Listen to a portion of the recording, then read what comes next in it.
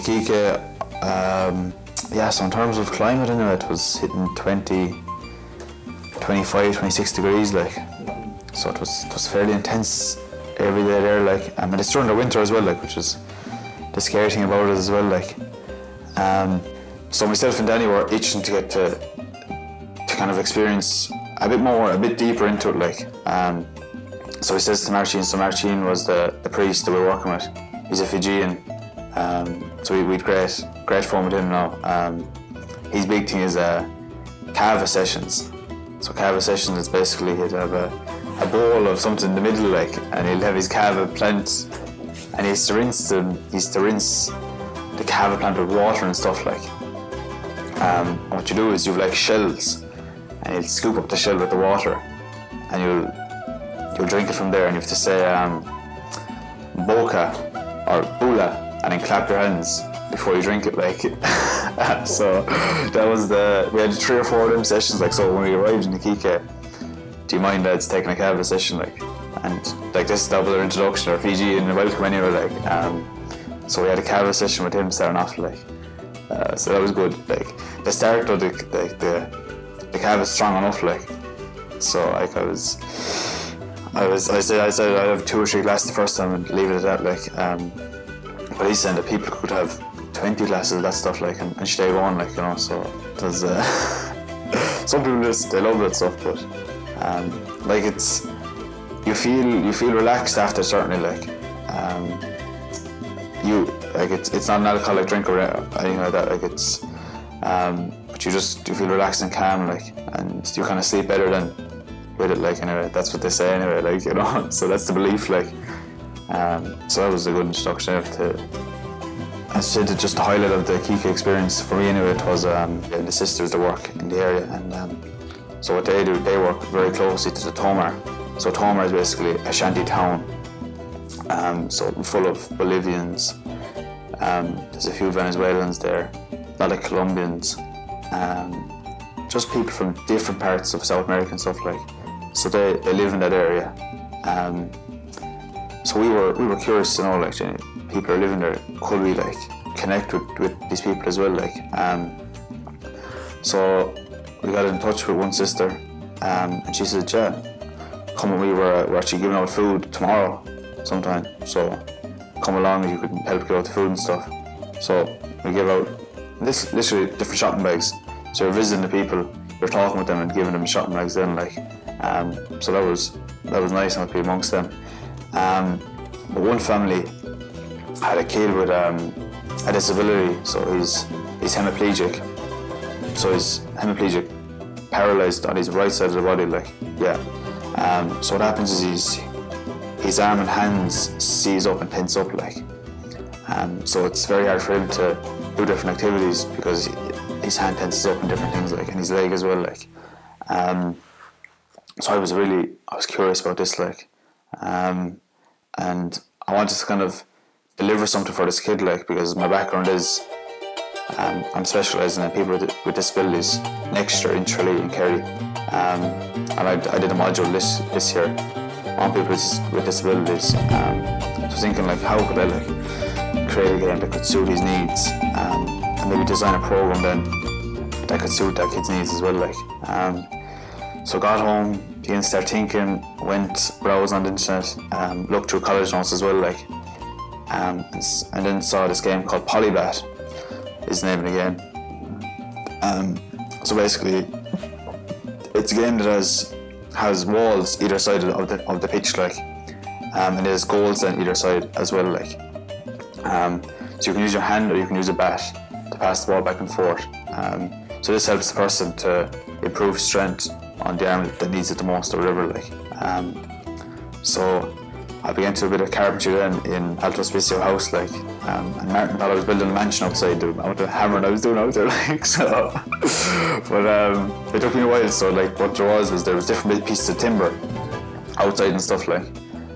So I was using that to create this Polybat game for the kid, like. So hammered, nails, you name it, I could have been out there for 2.5 hours, like, trying to get it together, like. Eventually then got the walls up, got the goals set up, like, and then began playing with Pancho. So Pancho was my mate in Chile. So he wants to do CLM, Colombian Lay Mission in the future, hopefully, if he gets an opportunity to go somewhere. So I was playing with him then, and he seemed to enjoy the game, so I was like, okay, this actually works, like. So that Saturday then, myself and Martin, we rang the sister more or less straight away, and we said, look, Josh would like to do a session with the kid if it would be possible, like. So the sister was open to it straight away and said, yeah, we'll go so at 4 o'clock in the evening, you could take the kid for an hour and a half, like. I was over the moon. I was a bit nervous myself as well, like, before that experience, because you know, you're working with someone with a disability, and I was like, oh, can I deliver for this person now as well, like. So yeah, I got into the house, and well, not really a house, like, kind of just very, very poor living conditions. So you walked in, you've got rubbish and different things either side of you, like a bit of a mess as you walk into the front door anyway. You go down this little kind of slopish area, and you got your kitchen is on the right. See, you can't really level off anything here, like, you know, in terms of concrete or anything like that, like. So you're walking in dirt pretty much every day, like. So I walked down, the kitchen was on my right, kind of like a utility area / dining area / living room on my left, and then as I looked in front of me, you kind of 3 different spaces for like 3 different rooms. So obviously the parents and then the 2 kids then were in separate kind of areas. Like I wouldn't even classify them as rooms, like I just class them as kind of dark areas with a mattress on the ground. Yeah, just the bare minimum. Like in terms of, I was on the outside. I kind of just had a peek in or whatever, but you literally, yeah, the bare minimum is inside the rooms, like, and that's where they have to live on a daily basis, like. It's desert. There's like, as I was walking down into the house, like, there's a few mats on the ground, like, so that's the only kind of protection from the desert and stuff, like. Yeah, so just, it's different living conditions. There's no floors. There's none of that stuff, like. Just really different.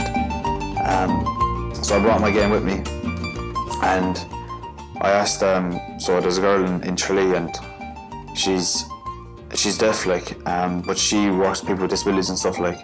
So I texted her and said, like, if someone is hemiplegic, paralyzed, what exercise could I do for them, like. So in fairness to her, she sent me on a list of exercises, and I printed them off. Then I asked Martin, does the printer work? And the printer thankfully enough worked, like. So I printed off them exercises, and then I was able to bring my polyback game in one arm, and then the list of exercises in the other arm. Walked into the house then, started playing the game, and the kids just seemed to love the game straight away, like. So you could have played the game for about half an hour. So then I said, look, we'll start doing a few exercises now, like. So what was great was I was teaching his sister. So his sister was 10 or 11 years of age. I'd always, like, she's a big bright smile on her, like, and I'll remember that in a moment, like, her face and all that, like. So I was teaching her the exercises, and she was teaching him the exercises. Because I know myself, when I leave and I mightn't see this person ever again, like, you know. So I had to give his sister the tools, you know, to do them exercises with the kid in the future, or even to play that game with him in the future, like. So I found that experience really good, like, to teach the sister, and then the sister taught Aaron then the name of the child, like. And then we did a bit of dancing, so I finished the session then with dancing with the nun. The father joined in as well, like, and then the sister and Aaron were dancing as well, like. So just, that was definitely my highlight. That I remember after experience, just lying on the bed and looking up at the ceiling, just thinking, yes, you know, it's just like, come on. It's just come on sort of moment. It was like, oh, yeah. You're just filled with so much joy, so much love, and yeah, just indescribable, the feel that I felt in that moment. It's incredible, like. Thankful for that opportunity, and being able to share some of my knowledge with that kid, like, was just, yeah, it's something that's going to stay, and that name Aaron is going to stay with me for a long time. Yeah.